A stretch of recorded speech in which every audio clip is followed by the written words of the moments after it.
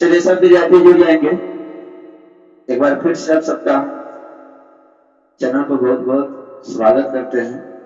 और हम लोग विभिन्न तरह के अष्टलाकृतियां नाम का जो सेशन चला रहे हैं, उस कड़ी का आज यह तीसरा वीडियो होने वाला है। इसके पहले 2 वीडियो अपलोड हो चुका है, जिसमें हम लोग भूमि के एक स्वरूप, पहाड़ के बारे में, पर्वत के बारे में पढ़े कि पर्वत क्या होता है, पर्वत कितने प्रकार के होते हैं, और सबके बारे में हम लोग बहुत ही विस्तृत जानकारी प्राप्त किए थे। आज हम लोग इस वीडियो में पठार के बारे में जानेंगे, प्लेटो के बारे में जानेंगे। ये भी क्या है, तो अक्षर का एक रूप है।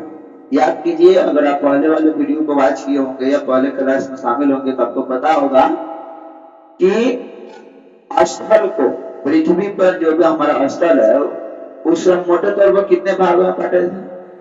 3 भागों में बांटे थे। कौन कौन? पर्वत, पठार और मैदान। पर्वत, पठार और मैदान। उसी कड़ी का आज हम लोग पठार वाला टॉपिक जो है उसके बारे में हम लोग चलिए आज जानते हैं। सवाल है कि पहले कि हम पठार किसे कहते, तो आप याद रखेंगे कि धरातल का वह विशिष्ट स्थल रूप, धरातल का वह विशिष्ट स्थल रूप जो अपने आसपास के स्थल से पर्याप्त ठीक ऊंचा होता है, तथा जिसका शीर्ष भाग, शीर्ष यानी ऊपरी भाग क्या होता है? चपटा होता है, तथा क्या होता है? सपाट होता है। चपटा भी होता है और क्या होता है? सपाट होता है। तो समझिए कि उसे हम क्या कहेंगे? पठार कहेंगे। याद कीजिए, यानी याद रखेंगे कि धरातल का वह विशिष्ट स्थल रूप, धरातल का वह विशिष्ट स्थल रूप जो अपने अगल बगल के ठीक स्थल से पर्याप्त ऊंचा उठा होता है, तो आप समझिए कि वह क्या है? पठार है। लेकिन उसमें भी एक के उसकी विशेषता है, वो चीज में शामिल होना चाहिए। पठार का जो ऊपरी भाग होता है, शीर्ष भाग होता है, वह चपटा होता है। क्या होता है राजा? चपटा होता है। और क्या होता है? सपाट होता है। इससे पहले मैं आप लोगों को बताया था कि पर्वत का ऊपरी भाग क्या होता है? नुकीला होता है। लेकिन पठार का चपटा होता है और सपाट होता है। इसको हम कह सकते हैं ये इस तरह से बना रहता है। किस तरह से? हाँ, इस तरह से बना रहेगा, नुकीला नहीं। ठीक, तो ये हमारा क्या हो जाएगा? ये हमारा पठार हो गया। ठीक, हम लोग पढ़े थे कि पर्वत भी कई रूप के होते हैं, तो पठार के भी क्या होंगे? कई रूप होंगे। उसके पहले आइए देखते हैं कि कुछ विश्व में कुछ प्रमुख ऊंचे पठार है, उनके बारे में हम लोग जान लेते हैं। तिब्बत का पठार जो दुनिया का सबसे ऊंचा पठार है, तिब्बत का पठार दुनिया का सबसे ऊंचा पठार है। आप इसके बारे में याद रखेंगे, इसकी ऊंचाई अगर फीट में नापे तो 16,000 फीट है।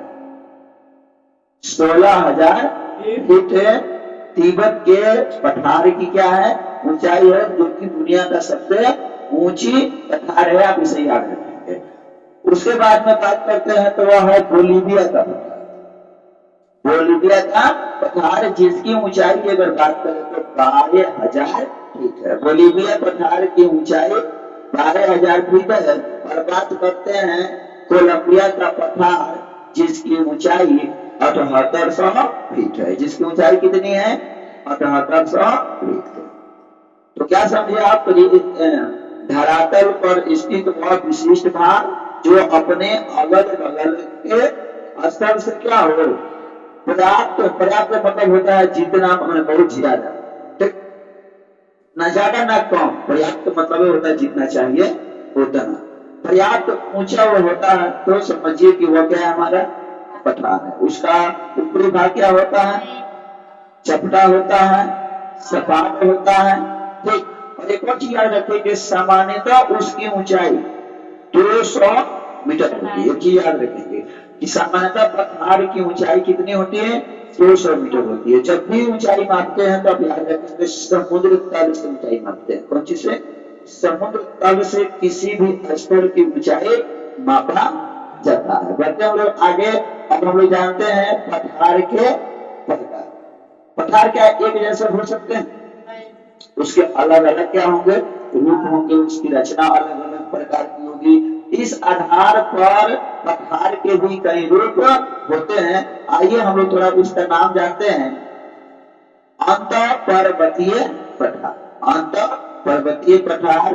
दूसरा जो है पर्वत पदीय पठार, पर्वत पदीय पठार। और तीसरा जो हमको मिल रहा है वह है महाद्वीपीय पठार, महाद्वीपीय पठार। और चौथा बात करें तो तटीय पठार। और पांचवा क्या हो जाएगा? बिल्कुल गुंबदाकार पठार। पांचवा क्या हो जाएगा? गुंबदाकार पठार। अब आइए सबका हम लोग बारी बारी से ऑपरेशन करते हैं, कौन क्या है सबको जानते हैं। चलिए इस क्रम में पहला हमारे सामने आ गया है अंतर। अंतर, अंतर का मतलब क्या होता है? अंतर पर्वतीय। तो इसका परिभाषा क्या हो जाएगा? पर्वत मालाओं के बीच। मान लेते हैं यह पर्वत है, एक और पर्वत इधर है, ये पर्वत माला बन गया। और इसके बीच में ही यहाँ पर जो बना है यह कौन पर्वत, कौन पठार कहलाएगा? हो सकता है कि यहाँ भी बन जाए, यहाँ भी हो, तो ये कौन हमारा पठार होगा? यहाँ भी बन सकता है। पर्वतमालाओं के बीच बने हुए पठार को हम क्या कहेंगे? अंतर पर्वतीय पठार कहते हैं। क्या समझे? पर्वतमालाओं के बीच बने हुए पठार को क्या कहते हैं? हाँ, अंतर पर्वतीय पठार कहते हैं। तो अंतर पर्वतीय पठार समझ लिए थे।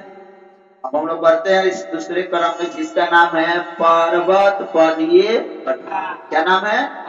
पर्वत पदीय पठार। देखिए अगर अच्छा विद्यार्थी बनना है तो आप जहां भी पढ़ते हो, टीचर अगर आपसे सवाल पूछ रहा है तो जवाब दीजिए।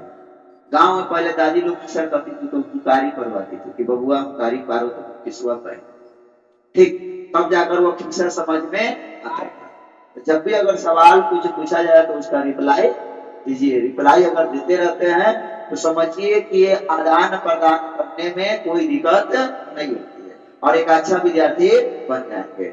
और नहीं तो हम कितना ही देने का प्रयास करें, अगर आप लेने का प्रयास नहीं करेंगे तो आपके पास जा सकता है? नहीं जा सकता है। ठीक, आराम से कान में आप कुछ भी लगा सकते हैं, कितना हम बोलेंगे नहीं जाएगा। क्या? चलिए बढ़ते हैं पर्वत पदीय पठार। कह रहा है कि पर्वत और मैदान। यहाँ पर कंडीशन देखो, यहाँ पर हम लोग देखते हैं अंतर पर्वतीय पठार में कि पर्वत मालाओं के बीच, लेकिन यहाँ पर थोड़ा सा सिचुएशन में बदलाव होगा। यहाँ होगा एक पर्वत और क्या होगा? मैदान। और उसके बीच उठे हुआ जो भाग होगा उस भाग को हम क्या कहेंगे?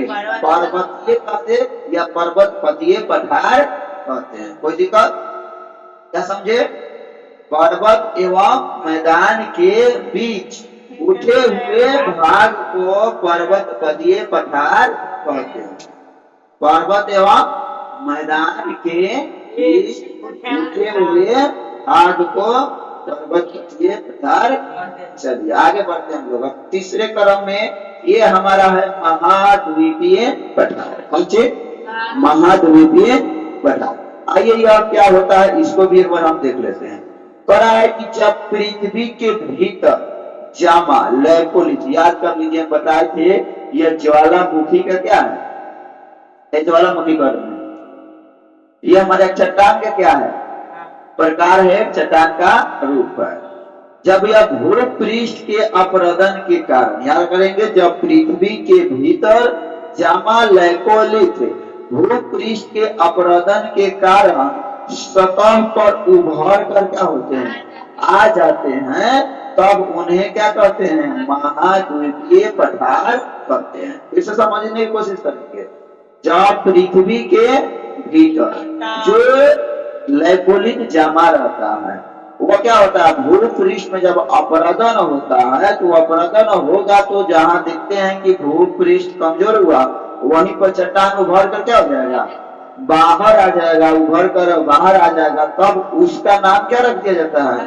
उसका नाम रख दिया जाता है महाद्वीपीय पठार। जैसे अपने भारत का जो दक्षिण का पठार है, भारत का जो दक्षिण का पठार है वो हमारा क्या है, एक महाद्वीपीय पठार है। ठीक, इसे आप याद रखेंगे। चलिए बढ़ते हैं इस क्रम में अगले पठार की ओर, और इसके बारे में आप याद रखेंगे। नाम है तटीय। तटीय का मतलब होता है तट वाला। ठीक, कह रहा है कि समुद्र के तटीय भाग में स्थित पठार को तटीय पठार कहते हैं। कोई दिक्कत, मान लेते हैं ये हमारा समुद्र है, ये क्या है, समुद्र है। और समुद्र के जो तट वाला है, ठीक, ये सब क्या कहलाएगा, ये समुद्र के ये सभी क्या है, तट। और इस भाग में अगर कोई हमारा पठार स्थित है तो वह पठार क्या कहलाएगा, वह पठार, कौन पठार, तटीय पठार कहलाएगा। कोई दिक्कत, कोई डाउट, कोई शंका, कोई प्रॉब्लम, कोई कष्ट नहीं। चलिए बढ़ते हैं, फिर से देख लीजिए। समुद्र के तटीय भाग में स्थित पठार को क्या कहते हैं राजा, तटीय पठार कहते हैं। चलिए हम लोग बढ़ते हैं अगले पठार की ओर। गुंबदाकार, गुंबद आप लोग देखे होंगे मंदिरों में, इस तरह का देखते हैं, ऊपर एक बना होता है मस्जिदों में, आपके घरों में, तो वह क्या हुआ, गुंबद। या गदा देखे होंगे तो वह क्या हुआ, गुंबद के आकार का होता है। अब ध्यान से समझेंगे, कह रहा है कि चलन क्रिया, कौन क्रिया, चलनी मत समझना सब, ठीक, चलन क्रिया के फलस्वरूप निर्मित होने वाले पठार को क्या कहते हैं, गुंबदाकार पठार कहते हैं। कुछ नहीं है, चलन की क्रिया के बाद निर्मित होने वाले पठार को क्या कहते हैं। एकदम आप इसको पूरा एक बार समझ लीजिए, जैसे ही में क्या हो जाएगा।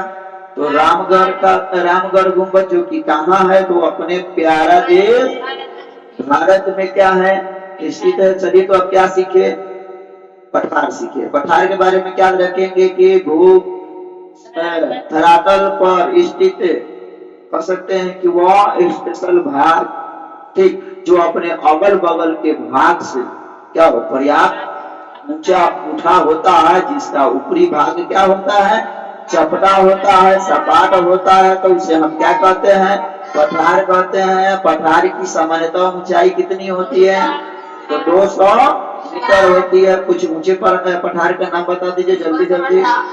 तिब्बत पठार की ऊंचाई कितनी है, चलिए दूसरे क्रम में बताइए। बोलिविया की ऊंचाई कितनी है, तो कोलंबो का भी बता दीजिए। पठार के कितने रूप होते हैं, कौन कौन, आस्था पर्वतीय पठार, पर्वत पदीय पठार, ठीक, हाँ। चलिए तो बहुत सुंदर। आप चाहते हैं कि ऐसी जानकारी आप तक पहुंचते रहे तो क्या करना है, चैनल को सब्सक्राइब करना है, बेल आइकन को क्या करना है, दबा देना है, और इस वीडियो को अपने दोस्तों के बीच में क्या कर दीजिए, शेयर कर दीजिए। ठीक है, चलिए तो एक नई जानकारी के साथ फिर से उपस्थित रहेंगे।